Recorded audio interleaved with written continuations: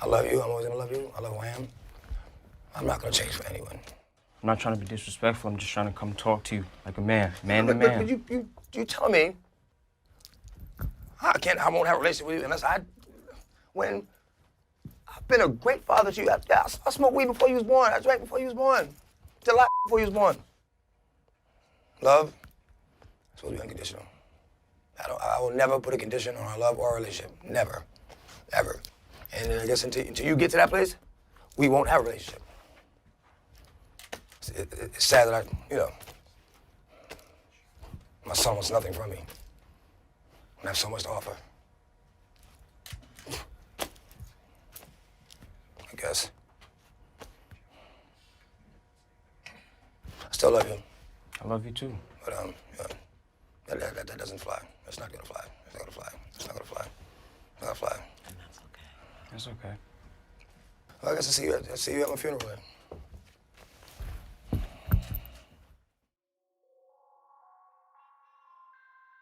All right, so thanks for checking out that clip. Before we get started, let's go ahead and make sure you hit that subscribe button, especially if you like this kind of content and you want to see more of the kind of things that I do on my channel. All right? So some of you might recognize this, that I had this video up for about 2 years, and well, they came back to me and said that this is violating some community guidelines and I needed to add some commentary to do this. So I like monetization. So here we are. I gotta add my 2 cents into this. So based on the comments that I saw from the original video I put up, almost 3 million views, thousands of comments, people normally fell into about 2 camps. You had the DMX people that said, oh, like the son is a little crybaby, this is not how a man should handle it. And then you had the people that were in the son's corner that said, like what a crappy dad DMX was to this kid. I think normally when we recognize 2 extremes, we'll find what we're looking for somewhere right there in the middle.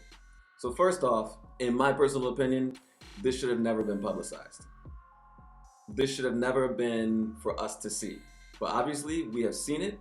It has been put out there because, well, 2 consenting adults, the father and the son, agreed that this could be put out there for the whole world to see. So, all right, cool, we can discuss it. But if this had been me and mine, we're keeping this in-house. The public doesn't need to know about this.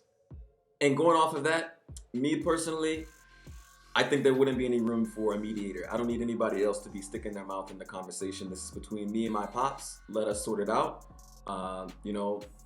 like men. And my definition of that would mean me and dad, or the other way around. But we don't need to have, this woman here or these other 2 women monitoring the conversation, in my personal opinion.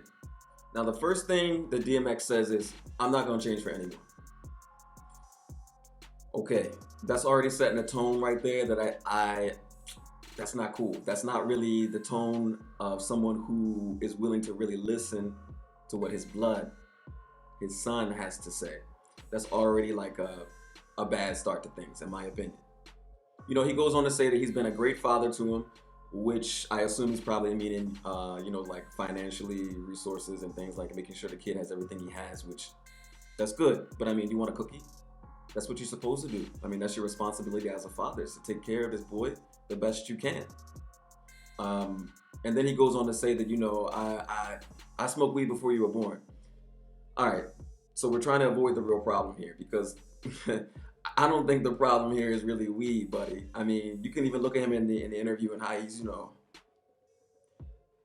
I don't know, but it looks like to me, old boy probably on something, even during the interview, and it ain't weed. So let's just, stop putting up the false arguments. I think there's also something to be said that, he said he's done a lot of things before his son was born. Cool, I'm sure most fathers can say that. But I think a lot of fathers would also say that once their children were born, they also stopped doing a lot of things. That normally comes with the territory. When you become a dad, there's some stuff that if you want to be what's considered a good dad, you gotta stop doing. Now, cool, I don't have kids, so some of y'all are probably gonna come from me, well, you don't know what you're talking about, you're not a father, blah, blah, blah. Cool, whatever, but that's my opinion. Then DMX goes on to say that, love's supposed to be unconditional, and until you can demonstrate unconditional love, we can't have a relationship. Whoa! I mean, that's like extremely hypocritical, isn't it? I mean, like, or contradictory rather. Unconditional love, but we can't have a relationship. I don't know. I don't know about you, but to me, that just doesn't. That don't really line up. If you're trying to say there should be unconditional love, then he should be willing to say, you know what, son, I'm always going to have a relationship with you, even if you hate me. I still want to be there for you, rather than saying, oh, you can't show this to me, so you know we're off. And then he follows up by saying, I still love you anyway. Sounded kind of empty. He goes on to say, my son wants nothing from me, but I have so much to offer. All right. I think the thing is he's not getting that. I think this kid is looking for more than, money and gifts and tuition. He's looking for, a being, a presence of his father being there in his life and being clean, not acting weird and stuff, I don't know this kid's personal experiences. I don't know, what he really went through, with his father and his addiction. I'm sure he probably has a lot of stories on his own. But if there's one thing that I think is true is that, if you are dealing with substance abuse issues, that's one thing your kids are going to always remember.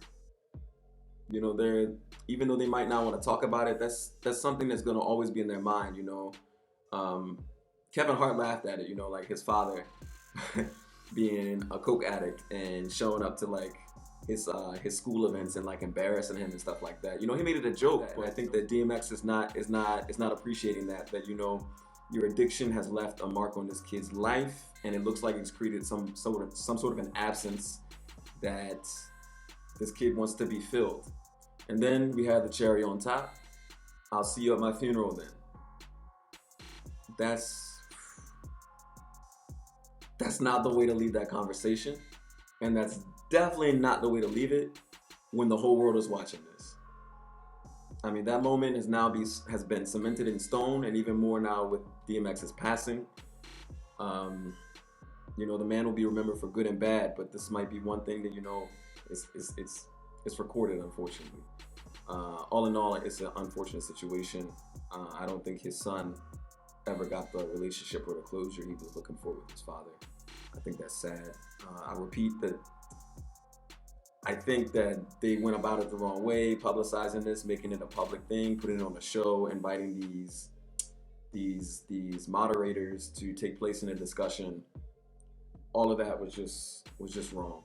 But at the end of the day, I think that the father's role is to set an example for the son. And I think that we see that didn't really happen here, unfortunately. Well, so go ahead. Let us know what you think in those comments, all right? Until next time.